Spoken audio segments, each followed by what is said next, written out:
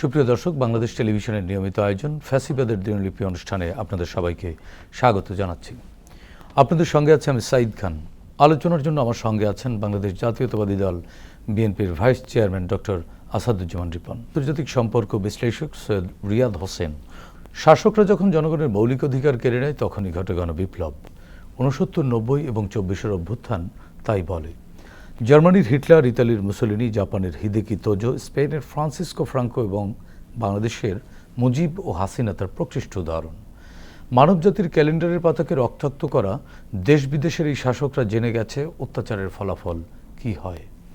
গবেষণামূলক এই অনুষ্ঠানের মাধ্যমে আমরা বিগত সরকারের যাবতীয় স্বৈরাচারী ও ফ্যাসিবাদী নীতির ধরনকে চিহ্নিত করবার চেষ্টা করছি, খুঁজে বের করবার চেষ্টা করছি নাগরিক অধিকার নিশ্চিতের পথ, যাতে ভবিষ্যতে আর কোনো শাসক নাগরিক স্বাধীনতাকে লঙ্ঘনের সাহস না পায়। দর্শক, আজ 1 ফেব্রুয়ারি 2026। শেখ হাসিনার শাসনামলের 15 বছরে শুধুমাত্র আজকের এই দিনটিতে কী কী ঘটেছিল অতিথিদের সঙ্গে আলোচনার আগে বিভিন্ন গণমাধ্যম থেকে সংগৃহীত কিছু সংবাদের শিরোনাম দেখে আসি। 2011 সহিংস বিক্ষোভ, পুলিশ নিহত, ঢাকা মাওয়া মহাসড়কে রণক্ষেত্র। 2012 রাজনৈতিক অনিশ্চয়তার দিকে হাঁটছে বাংলাদেশ। 2013 বাংলাদেশের গার্মেন্টস শ্রমিকদের নিরাপত্তা নিয়ে ইউরোপীয় ইউনিয়নের উদ্বেগ। 2015 ইসলামী ব্যাংকিং একান্তই ফ্রড, আবুল মাল আব্দুল মুহিত। 2016 সুন্দরবনে বন্দুকযুদ্ধে বনদস্যু নিহত। 2017 3 বছরে পুলিশি হেফাজতে মৃত্যু 205, মামলা হাতে গোনা। 2018 নির্বাচনে কালো ছায়া, খালেদা জিয়ার রায়কে কেন্দ্র করে। 2020 গ্যান্ডারিয়ায় ছাত্রলীগ নেতার দখলে ভোট কেন্দ্র, সাংবাদিক হেনস্থা। 2021 সিএসি ও কমিশনারদের অনিয়মের অভিযোগ, সুপ্রিম জুডিশিয়াল কাউন্সিল গঠনে ফের 42 নাগরিকের চিঠি। দর্শক, শিরোনামগুলো দেখলাম, এবার শুনবো আলোচনা। শুরুতেই যাচ্ছি ডক্টর আসাদুজ্জামান রিপন, আপনাকে দিয়ে আলোচনা শুরু করতে চাই। 2012 সালের একটি সংবাদের শিরোনামে আমরা দেখলাম রাজনৈতিক অনিশ্চয়তার দিকে হাঁটছে বাংলাদেশ। এটি জাতীয় দৈনিকের প্রধান শিরোনাম ছিল এটি 2012 সালে। তারপরেও রাজনৈতিক নেতারা বা রাজনৈতিক দলগুলো বা ওই সময় সরকার চাইলেই তো স্বাভাবিক পথে ফিরতে পারত যদি এটি আমলে নিত, কিন্তু এরই ধারাবাহিকতায় আমরা 24 দেখলাম। 24 আমাদের সামনে আসলো। আসলে ওই সময়ের শাসক গোষ্ঠী বা যারা রাজনীতি করত তারা এই বিষয়টিকে আমলে নেয়নি কেন? না তারা এটিকে মনে করেছে বাতুলতা? কোনটি? আমলে নেওয়ার কোনো কারণ ছিল না। আমি আপনাকে একটু অ্যানালাইটিক্যালি বলতে চাই। 2007 সালে বাংলাদেশে একটা বহুল আলোচিত একটি সংখ্যা উল্লেখ করা, সেটা বলে 111। 2007 সালে আপনার জানুয়ারি মাসের 11 তারিখে একটা কোয়াসি মিলিটারি কু হয়ে যায়, সোজা কথা। তো এইটার পরিপ্রেক্ষিতে 2 বছর একটা শাসন ক্ষমতা, একটা বিশেষ শক্তি থাকে in the name of caretaker government. তো এটা টোটালি ডিজাইনটা ছিল আওয়ামী লীগকে ক্ষমতায় নিয়ে আসা। ওই যে ইনিশিয়ালি যেটা এখনো বাজার প্রচলিত আছে -2, in fact it was not a -2, it was basically -1, অর্থাৎ বিএনপির নেত্রী বেগম খালেদা জিয়া, তারেক রহমান, অর্থাৎ বিএনপির নেতৃত্বটাকে ক্রাশ করে দেওয়াটাই ছিল টোটাল ডিজাইনের অংশ। তো আপনি দেখবেন যখন বেগম খালেদা জিয়া যখন ওদের প্রেসক্রিপশন, শেখ হাসিনা তাকে দেশ ছেড়ে চলে গেলেন, তারপরে বেগম খালেদা জিয়াকে প্রেশার দিচ্ছিল যে আপনিও চলে যান। উনি যখন ডিটারমাইন্ড ছিলেন যে উনি দেশ ছেড়ে যাবেন না, উনি যখন বললেন এই দেশ ছাড়া আমার অন্য কোনো থাকার বিকল্প জায়গা নেই এবং আমি দেশেই থাকবো, এই যে রেসিস্ট করলেন উনি, তখন শেখ হাসিনাকে যারা এটা ঘটাইছে, এই যে 111টা ঘটালো, তারা কিন্তু আবার শেখ হাসিনাকে ফেরত নিয়ে আসছে, মাইন্ড ইট। আচ্ছা, এরপরে একটা ডিজাইন ক্যালকুলেট, একটা বহু প্রচলিত শব্দ ইউনূস সাহেবের আমলে মেটিকুলাস ডিজাইন। এটা মেটিকুলাস শব্দটা তো আপনার 7-8-এ ছিল না, তখন আমরা বলবো যে ওয়েল ডিজাইন, ক্যালকুলেটেড, এই কথাগুলো আমরা বলতে পারি। তো যাই হোক, যে ইলেকশনটা হলো 2008-এর শেষে, যেটা 9 ইলেকশন আওয়ামী লীগ সরকার গঠন করলো, বলা যেতে পারে Awami League landslide so-called victory অর্জন দেওয়া হলো, তাদেরকে ক্ষমতা ইনস্টল করার জন্যই এই বিষয়গুলো ছিল। যদি ধরে নেন আওয়ামী লীগ 2008-এর ইলেকশনে Awami League free fair election elected হয়েছে, তাহলে তো তার ডেমোক্রেটিক বিহেভিয়ার করার কথা, ডেমোক্রেটিক্যালি ফাংশন করার কথা, মানে তার means and ways of governing the country সেটা তো ডেমোক্রেটিক আপনার থামনেলের মধ্যে চলার কথা, কিন্তু তা তো চলেনি। কারণ শেখ হাসিনা বুঝতে পারলেন যে যদি তিনি গণতন্ত্রের পথে হাঁটেন, অপোজিশনকে যদি স্পেস দেন, মিডিয়ার যদি ফ্রিডম থাকে, সংসদ যদি ভাইব্রেন্ট থাকে, অর্থাৎ অপোজিশন যদি গুড নাম্বার অফ অপোজিশন যদি পার্লামেন্টে চলে আসে, তাহলে তার ক্ষমতা থাকা সম্ভব হবে না। সেজন্য তিনি এই যে 12 সালের যে উদাহরণটা টানলেন, ইনফ্যাক্ট তার যে ফ্যাসিস্ট শাসনের যে মানে রূপটা, চেহারাটা তিনি ধীরে ধীরে প্রকাশ করা শুরু করলেন। এবং এই এরপরে তো ন্যাচারালি আপনি মানে 14 সাল তো আপনি আরেকটা ইলেকশন করার কথা, একটা ফ্রি ফেয়ার ইলেকশন করার কথা। তো যেহেতু ওই যে 9, 10, 11, 12তেই তিনি ভালো কাজগুলো করছিলেন না, এবং তার জন্য অ্যালার্মিং ছিল যখন সিটি কর্পোরেশন ইলেকশনগুলোতে 5টাতে যখন জিতে, তখন আওয়ামী লীগের জন্য সিগন্যালটা কি, মানে হাসিনা গভর্নমেন্টের জন্য সিগন্যালটা কি? সিগন্যালটা হলো যে ন্যাশনাল ইলেকশনও তোমার ফলাফলটা এরকমই হবে। তখন তাকে ধানাই পানের পদ্ধতিতে ক্ষমতা আঁকড়ে থাকার ব্যাপার থাকলো, বিরোধী দলকে দমন করার ব্যাপার থাকলো, সাপ্রেশনের পথ তাকে বেছে নিতে হলো, যার জন্য আলটিমেটলি 14 সালের যে একতরফা নির্বাচনটা হলো, তার তো আগের 2 বছর আপনাকে চিন্তা করতে হবে। রিপন ভাই, আমি একটু প্রশ্ন করি, 14 সালের একতরফা নির্বাচন, তাও নির্বাচন বলছেন কেন? এটা কি নির্বাচন কোন ফ্রেমে নির্বাচন নিতে পারেন? মানে এটা বাংলাদেশের, মানে আপনি একটা খুব পার্টিনেন্ট কোশ্চেন আপনি জিজ্ঞেস করেছেন, আই মাস্ট সে অত্যন্ত মানে টাইমলি উপযুক্ত কথাটা জিজ্ঞেস করেছেন। আমাদের দেশের সংবিধানে আমরা একটা সংস্কার করলাম না কিছুদিন, তাহলে কতজন কত পার্সেন্ট ভোট পেলে সেটা ভোট বলে গণ্য হবে? কথার কথা, আপনি ধরুন আমার নির্বাচনী আসনে, যেহেতু আমি এখানে নির্বাচনের জন্য আমি কন্টেন্ডিং ক্যান্ডিডেট ছিলাম, I was one of the aspirant at that time, but তো ফলে আমি এটার নাম্বার প্রায় অ্যারাউন্ড 4 লাখ আপনার ভোটার আমার এখানে আছে। এখন ওইখানে যদি কোনো লোক যদি 40,000 ভোট পায়, মনে করেন 10% ভোট পেল, তিনি ইলেক্টেড হবেন। কারণ আপনার সংবিধানে নির্বাচনী আইনের মধ্যে বলা নাই যে মিনিমাম এত পার্সেন্ট ভোট আপনার সিকিউর হতে হবে বা কাস্ট হতে হবে, অথবা এরপরে আবার রি-ইলেকশন হবে, এই সমস্ত ব্যাপারগুলো নাই। ইভেন আপনি 40টা ভোট পাইলে আপনি নির্বাচিত হবেন। That is the greatest weakness of the electoral law. হাসিনার পতনের পরে 7 তারিখে যখন আমরা একটা গণজমায়েতের আয়োজন করলাম বিএনপি অফিসের সামনে, তখন এটাকে যখন আমরা নির্বাচনের দাবি তুললাম, তখন অনেকেই সমালোচনা করলেন, হায় বিএনপি এত তর সহ্য হলো না, বিএনপি একটু ধৈর্য ধরতে পারলো না, এখনই নির্বাচনটা চায়। আমাদের ডিসিশনটা যে কত কারেক্ট ছিল, তারেক রহমানের সেই নির্বাচনের দাবি তোলাটা কত সঠিক ছিল, এখন পুরো দেশ, পুরো জাতি হারে হারে টের পাচ্ছে। এই 1.5 বছর প্রলং করার কারণে এখন নানা ধরনের অপশক্তি এখন মাথা চাড়া দিচ্ছে, এবং ফ্যাসিস্টরাও প্রাসঙ্গিক হয়ে যাচ্ছে অনেক ক্ষেত্রে। এই যে টুপ করে চলে আসতে চাই, যে আপনি বলেন প্রাসঙ্গিক হয়ে যায়, ফরেন করেসপন্ডেন্স ক্লাবে চলে মানে আপনার ওখানে ভাষণ দিচ্ছে, জ্ঞান দিচ্ছে, ইউনুসকে স্বৈরাচার বলতেছে, ইত্যাদি ইত্যাদি কত কিছু বলতেছে। যদি আপনি 6 মাসের মাথায় করতে পারতেন, করার পরে যদি ওদেরকে স্ট্রিমিং করতেন, এই হত্যাকাণ্ডর বিচারের দিকে যদি যেতেন, আপনি না সংস্কার আগে সংস্কার পরে, আগে সংস্কার এবং পরে নির্বাচন করতে যে কী হলো, পুরো সিস্টেমটাকে নড়বড়ে করেছেন।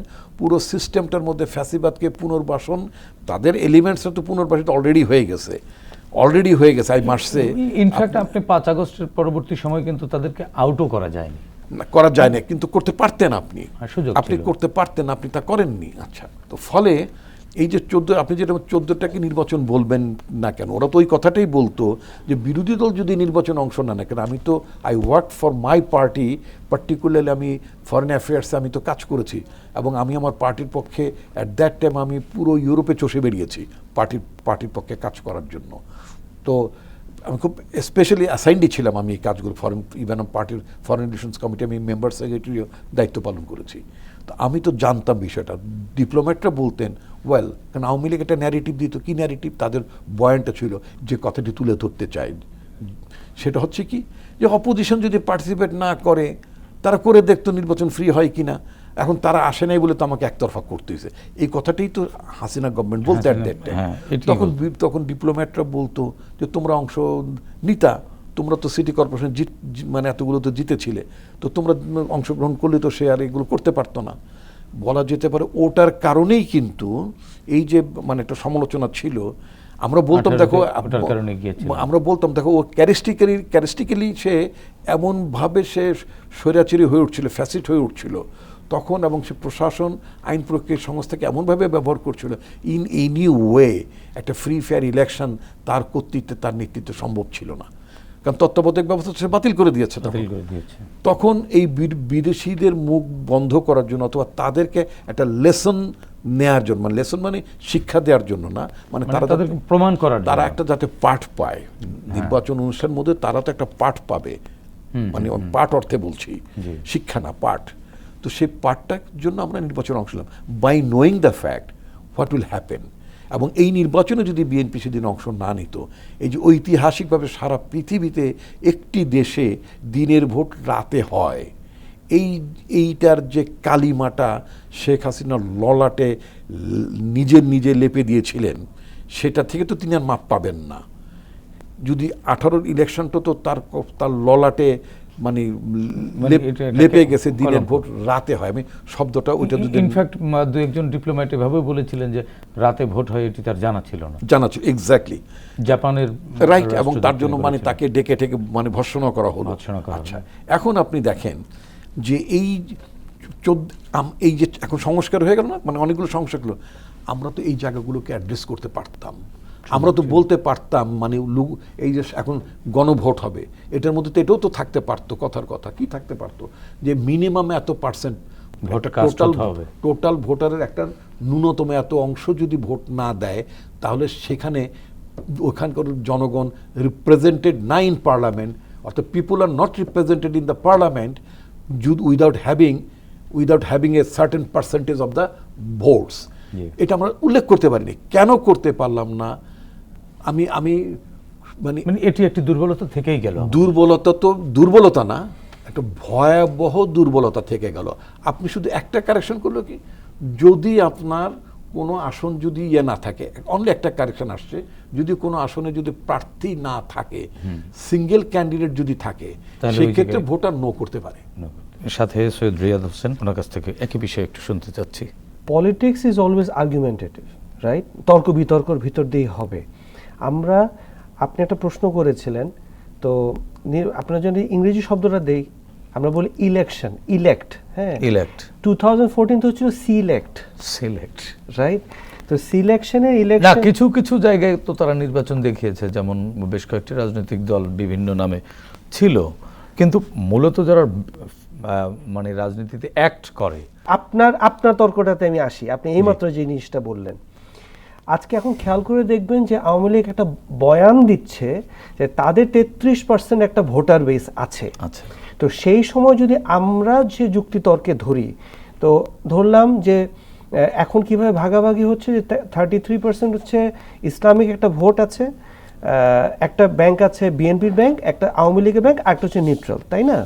তো আপনি যখন জনসংখ্যার 25% অংশর, হ্যাঁ, আপনি তাকে নেবেন না, হ্যাঁ, এবং সেই সাথে ধরে নিচ্ছি যে ইসলামিক যে ভোট ব্যাংকটা আছে সেটাকে আপনি নেবেন না, আপনি তো এরকম সুন্দর করে ব্যাঙের ছাতার মতো দল গজিয়ে নিয়ে তাদেরকে, যাদের কোনো অ্যাকসেপ্টেন্স ওভারঅল পপুলেশনে নাই, তাহলে পার্লামেন্টে আপনি কি নিয়ে যাচ্ছেন? একটা representative vote of the population, right?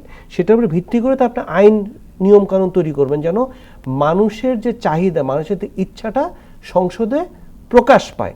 সেখানে তর্ক বিতর্ক হবে, এক সেট বলবে হ্যাঁ আমি এটা চেয়েছিলাম পাইনি, আগে বলছে আমি পেয়েছি, রাইট? এটাই তো কথা। সেই সময় আজকে দেখেন, আজকে আওয়ামী লীগ কিন্তু একই কথাটা বলছে। সেই সময়টাতে তারা যখন নিজেদের ইউনিল্যাটারাল আইডিওলজিটা এস্টাবলিশ করার জন্য তারা এই সম্পূর্ণ এই যে একটা ভোট ব্যাংকে নিগলেক্ট করে ইউনিল্যাটারাল একটা সিলেকশন প্রথায় গেল। তত্ত্বাবধায়ক সরকার যে তারা, তো আপনি তত্ত্বাবধায়ক সরকার পৃথিবীতে ওয়াজ এ ভেরি এক্সাম্পলারি একটা উদাহরণ, তাই না? যে কনফ্লিক্টিং জোনে আপনি তত্ত্বাবধায়ক সরকার তৈরি করবেন, সেখানে এইটাকে অ্যাবলিশ করে তাদের আইডিওলজিটাই তো ছিল আসলে ইউনিল্যাটারালটা করবেন। বিএনপি যেন ইলেকশনে না আসে সেটাই তো কাম্য ছিল। বিএনপি আসলে তো জানতো যে এখানে একটা ভরাডুবি হবে, এবং তারা যে ন্যাক্কারজনকভাবে তারা এটাকে যে এক্সপ্লয়েট করতো এবং এটা যে ইন্টারভেনশন করতো, সেই ইন্টারভেনশনের ক্ষেত্রে এটা প্রমাণিত হয়ে যেত। তো এটার সবচেয়ে ভালো উত্তর বিএনপিকে ইলেকশন থেকে বের করে দেওয়া। আমরা তো সেই পুরনো পদ্ধতিতেই আবারও নতুন বাংলাদেশ যদি বলি, অভ্যুত্থান পরবর্তী বাংলাদেশে একটি নির্বাচনের মধ্যে দিয়ে নতুন একটা বাংলাদেশে আমরা ঢুকলাম। তাহলে সেই পুরনো অবকাঠামো, পুরনো সিস্টেম নিয়ে নতুন বাংলাদেশে ঢুকে আমরা কি এমন পরিবর্তন দেখতে পাবো? আমাদের যে নতুন দিনের কথা আমরা চিন্তা করছিলাম, আপনি দেখেন গত 1.5 বছরে যা যা হয়েছে, নতুন কি ভালো কিছু দেখেছেন? নতুন তো কিছু করেই নি, কিছু করেই নেই। সবাই যে যার মতো, এই ধরেন যে এখন যে একটা মানে entire process basically is designed যে একদল, এখনের যে পিকচারটা আমার ব্যক্তিগত মতামত হচ্ছে যে যারা নন পলিটিক্যাল একটা বডি, তাদের এক্সিস্টেন্সটা এবং পাওয়ার বেসটাকে ধরে রাখার জন্যই এই এক্সপ্লয়টেটিভ মিনসগুলো বসাচ্ছে। আপনি যদি আমাদের আগের প্র্যাকটিসগুলো দেখেন, কেন আমাদের ইলেকশন আগে হয় নাই, বিএনপি জামাত আওয়ামী লীগ ইলেকশনে ভোট করে আসে নাই, সংসদে তর্ক বিতর্ক হয় নাই, আইন প্রণয়ন হয় নাই, সবই তো হয়েছিল, কনফ্লিক্টও হয়েছিল, সেটা রাস্তায়ও এসেছে, বাট দ্যাটস ওকে। কিন্তু এখন যে প্রসেস তৈরি করছে যে নতুন আরেকটা এলিমেন্ট, আরেকটা ফোর্স, যারা কিন্তু শেখ হাসিনা থেকে খুব একটা ভিন্ন আমি কিছু দেখছি না।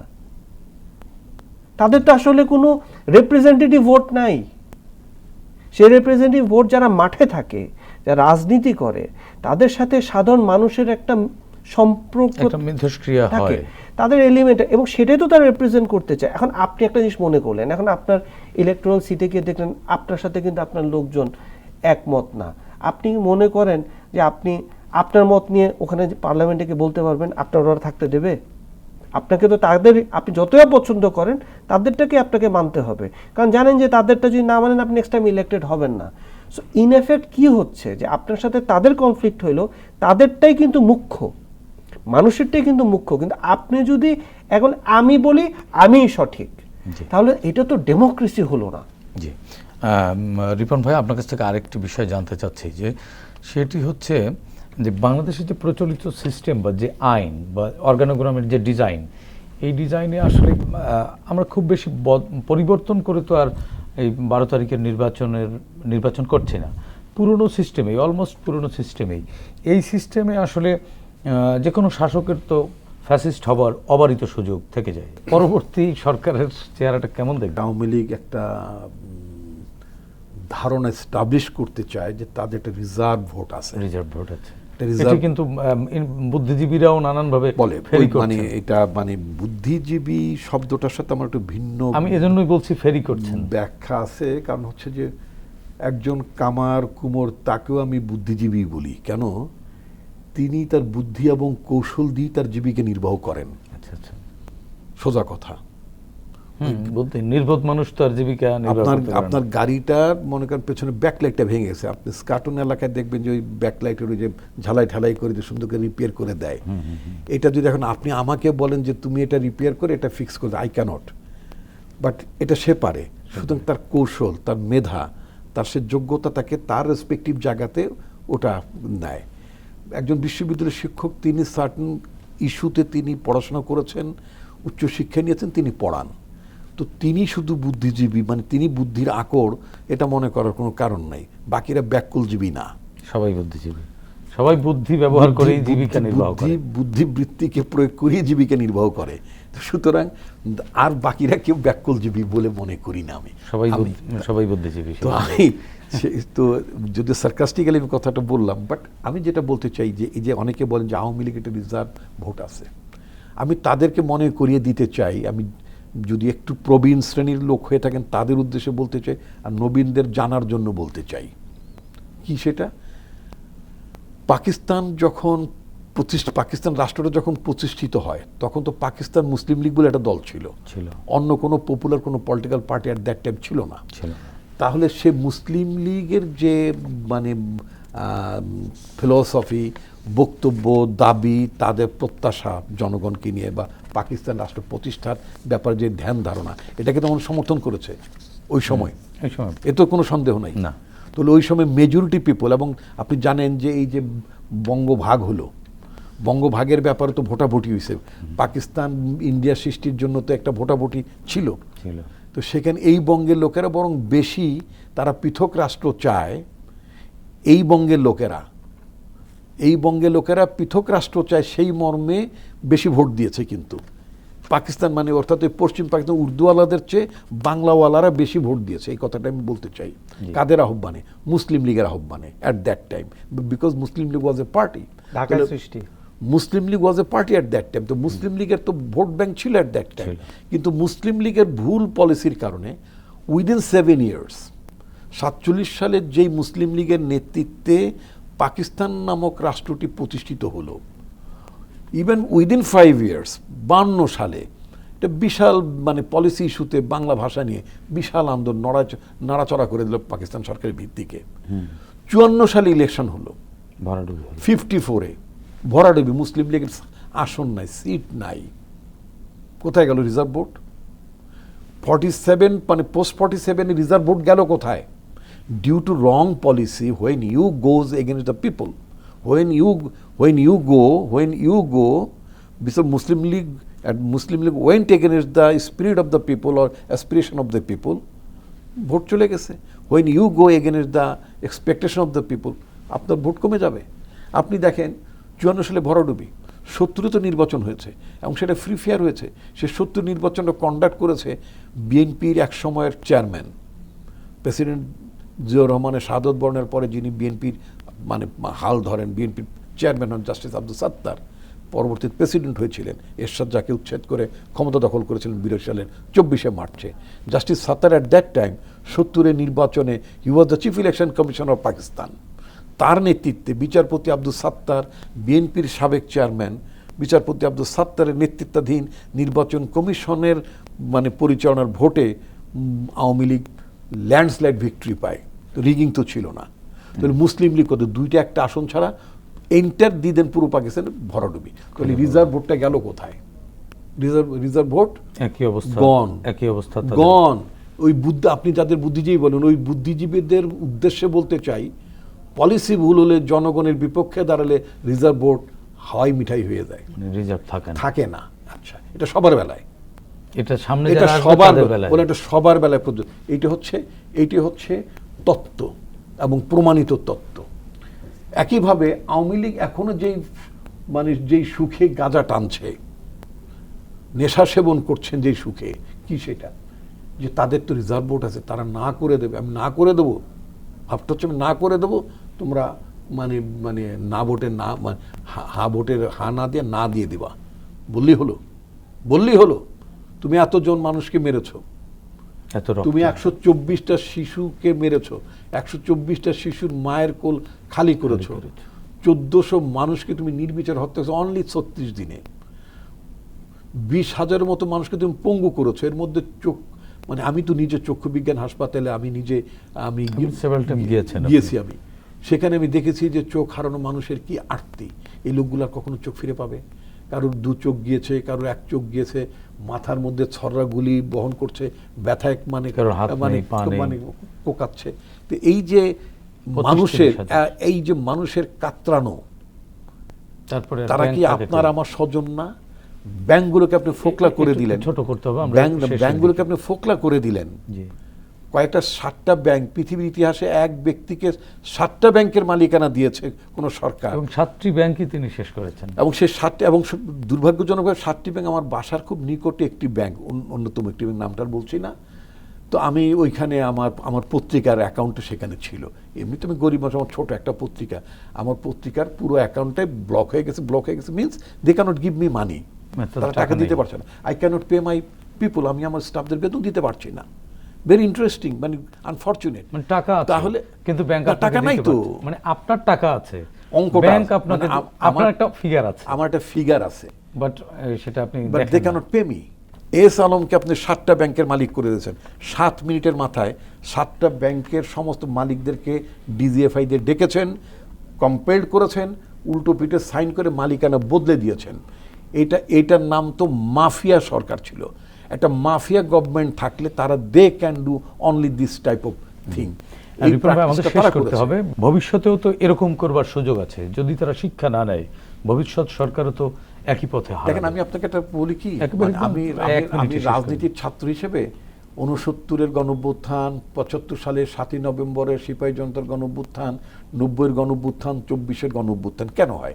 যখন মানুষের অ্যাসপিরেশনটা, প্রত্যাশাটা যখন আপনি শাট আউট করে দেন, প্রকাশ করতে দেন না, তখন বারবার গণঅভ্যুত্থান হবে। সেটা 5 বছর পরে, 5 মাস পরে, 15 বছর পরে, 20 বছর পরে হবে, হতে বাধ্য। মানে প্রকৃতি অ্যাডজাস্ট হতে হবে, হতে হবে, হতে হবে। সুতরাং জনগণকেই গুরুত্ব দিতে হবে। ইয়েস, ওই জনগণের কাছ থেকেই জনগণের চোখের ভাষা বুঝতে হবে জনগণ কি চায়। জনগণের বিপক্ষে দাঁড়ালে তিনি যত রথী এবং মহারথী হন না কেন, এই আওয়ামী সমর্থকদের সামনেই তো ভেঙেছে, but nobody could make a protest. কেন? বিকজ আপনার ভিত্তিটা ছিল না। শেখ হাসিনা একই ঘটনা, বা অন্য শাসকদের বেলা একই ঘটনা। আপনি যখন জনগণের বিপক্ষে অবস্থান নেন, তখন আলটিমেটলি আপনি শ্রিঙ্কড হয়ে যান, আপনি জিরো হয়ে যান। এটা রাজনীতিকরা আমরা বুঝতে চাই না, এবং এটাই বুঝতে হবে। এবং এই জিনিসটা না বুঝতে পারলে ইতিহাস আমাদের জায়গাটাও মানে ওই নিন্দিত সেগমেন্টে রাখার জন্য আমাদের জায়গাটা ফিক্স করে রাখবে। একেবারেই 1 মিনিটে যদি কিছু বলতে। আমার মনে হয় সকল রাজনীতিবিদ, স্পেশালি যারা নেতৃত্ব দেবেন, সর্ব উপরে যারা থাকবেন, তাদেরকে একটা খুব সহজ জিনিস মনে রাখতে হবে। আপনি যদি জনগণের জন্য করেন, জনগণের ভালোবাসা আঁকড়ে এবং তাদের জন্য আঁকড়ে ধরে রাখতে পারেন, আপনি এক্সাম্পল দেখেন লি কুয়ান ইউ, মাহাথির মোহাম্মদ, বড় বড় অনেক পৃথিবীতে এরকম এক্সাম্পল আছে। আপনি যদি এর বিপক্ষে আপনার স্বার্থের জন্য এসালমকে পালেন, ব্যাংক লুট করেন, হ্যাঁ, এসব কাণ্ড কারখানা করেন, জনগণ আপনাকে আজকে না হোক রুখে দাঁড়াবে, যেটা উনি বলছিলেন, এবং ইটস 100% ট্রু। ইতিহাস হ্যাজ সো মেনি এক্সাম্পল। ইতিহাস তার নিজের নিয়মে জায়গা করে নেয়। কিন্তু আপনি যদি উল্টো পিঠে মানুষের ভালোবাসা অর্জন করতে পারেন, এই একটা এক্সাম্পল দেই, জিয়াউর রহমান সাহেবকে ওনার শাসনরত অল্প কয়েকদিনের ছিল, ওনার রাজনৈতিক ইতিহাসটাও খুবই ছোট, মানুষ এখনো তাকে কেন মনে রাখে, এবং এখনো বিএনপিকে কেন ভালোবাসে, এখনো প্রাসঙ্গিক মনে করে অনেকে। প্রাসঙ্গিক কেন? ওনার রাজনৈতিক জীবনটা, ওনার রাজনৈতিক জীবনটা অনেক ছোট, কিন্তু এই ছোট জীবনটায় উনি এত অসাধারণ কাজগুলো করেছেন মানুষের জন্য। একটা মানুষ যখন তার জীবনে লাইফ টাইমে, এটা সেঞ্চুরিজও হয় না, একটা মানুষ যখন বলতে পারে যে I major Zia declaring independence of Bangladesh, এইটা বাংলাদেশের 100 কোটি মানুষ জন্ম নিচ্ছে, নেবে, কিন্তু এই সেন্টেন্স আর বলতে পারবে না। এই বাক্যটি বলার মতো আপনি ফিল্ড মার্শাল কাউকে দিয়েও পারাবেন না। মানুষ যদি যারা কিনা সময়টাকে কে কতটা কাজে লাগাতে, সময়টা কে কত সময়োপযোগীভাবে ব্যবহার করতে পারে, that is important. Courage, vision and decision, this 3 combination makes a man a great. Ziaur Rahman সময়কে মূল্য দিয়েছেন। উনি বুঝতে পেরেছেন যে this is the time to declare the independence of Bangladesh, and he declared it. ওনার হাতে যখন সময় আসছে, উনি বলছেন this is the time to consolidate the people's aspiration. রাষ্ট্রের নতুন গতিমুখকে রাষ্ট্রে নিয়ে যেতে হবে। এটা আরোপিত ধর্মনিরপেক্ষতা, আরোপিত সমাজতন্ত্র, আমি আরোপিত শব্দটা বলছি, অর্থাৎ মানুষের চয়েসে না। তখন তিনি, এবং মানুষের যে পরিচয়, প্রতিটি দেশের নাগরিকের একটা স্বতঃসিদ্ধ পরিচয় থাকে। সে স্বতঃসিদ্ধ পরিচয়টা যেই অর্থে সমস্ত ইংরেজি ভাষী লোকেরা যেমন তাদের জাতীয়তা ইংরেজি না, তাদের জাতীয়তা কেউ নিউজিল্যান্ডার, কেউ ব্রিটিশ, কেউ অস্ট্রেলিয়ান, কেউ কানাডিয়ান, কেউ American, all of them the speak in English. আবার পৃথিবীর বহুত রাষ্ট্র আছে যার আরবিতে কথা বলেন, এক পবিত্র ধর্মগ্রন্থ কোরআনকে মানেন, এক মাবুদ আল্লাহকে মানেন, ডিসপাইট এভরি মানে কমন ইস্যুজ, কমন ফেনোমেনা, তারপরও তারা এক জাতীয়তা, কেউ অ্যারাবিয়ান, কেউ কুয়েতি, কেউ বাহরাইনি, কেউ ইজিপশিয়ান, কেউ লিবিয়ান, তাই তো? ভারতের অনেক জনগোষ্ঠী আছে, নানা ভাষায় কথা বলে। অ্যাট দ্য এন্ড, আমার প্রতিবেশী একটা উদাহরণ দিলাম, তারা ফাইনালি বলে যে we are Indian. Ziaur Rahman বোধ করলেন যে এই জাতিত্বের একটা পরিচয়ের দরকার, সে সংকট, একটা সংকট আছে। কারণ আপনি এন্টার ন্যাশনকে বলেন বাঙালি, ওই যে সন্তুলার মা পার্লামেন্টে বললেন, এটা মানলেন না, বললেন যে আমি তো বাঙালি না, বলে বাঙালি হয়ে যা। বাঙালি হওয়া যায় না, মুসলমান হওয়া যায়, কিন্তু বাংলাদেশি হওয়া যায়। জিয়াউর রহমান বললেন ভাষায় বাঙালি, ধর্ম বর্ণ নির্বিশেষে এই 55,126 বর্গমাইলের পুরো দেশটিতে আমরা যারা বসবাস করি, কেউ ছোট নই, কেউ বড় নই, কেউ সংখ্যাগুরু নই, কেউ সংখ্যালঘু নই, আমাদের সবার পরিচয় বাংলাদেশি। এই যে ঐতিহাসিক সত্যটি এবং এই যে রাষ্ট্রের গতিমুখ, রাষ্ট্রের নাগরিকদের সম্মানের জায়গায় নিয়ে গেলেন, সময়টা অনেক স্বল্প তিনি পেয়েছিলেন বটে, কিন্তু সিদ্ধান্ত অনেক বড়। অসাধারণ কাজগুলো তিনি ওই স্বল্প সময়ের মধ্যে করে যাওয়ার কারণে নেক্সট ফিউ সেঞ্চুরিজে ওই সময়টাকে কভার করার মতো আমরা সেটাকে উদাহরণ হিসেবে ধরে রাখি ভবিষ্যতের জন্য, জি, তাই না? জি, এটাই আমার মনে এটাই হয় দেশে আমাদের- আমাদের দেশের মানুষের জন্য ভালো, আমাদের দেশের জন্য জি ভালো। রিয়াদ ভাই আপনাকে ধন্যবাদ। রিপন ভাই আরও শুনতে ইচ্ছা করছে কিন্তু সময়ের না, কারণে ধন্যবাদ আপনাকে। শেষ করতে হচ্ছে। প্রিয় দর্শক, 24-এর ছাত্র জনতার গণ অভ্যুত্থান পৃথিবীর ইতিহাসে নতুন এক পরিচিত করেছে বাংলাদেশকে। জনগণ আসলে শাসকের শোষণ নয়, চায় স্বচ্ছতা ও জবাবদিহিতামূলক রাষ্ট্র ব্যবস্থা, যার মাধ্যমে রাষ্ট্রে তাদের অধিকার নিশ্চিত হবে, প্রজা থেকে হয়ে উঠবেন নাগরিক। আসুন নতুন এই বাংলাদেশকে আমরা নাগরিক বান্ধব হিসেবে গড়ে তুলি, সাধ্যমতো ভূমিকা রাখি দেশ ও জাতি গঠনে। দর্শক, দেখা হবে আগামী পর্বে নতুন অতিথিকে সঙ্গে নিয়ে। ততক্ষণ পর্যন্ত ভালো থাকুন, সুস্থ থাকুন, বাংলাদেশ টেলিভিশনের সঙ্গেই থাকুন। খোদা হাফেজ।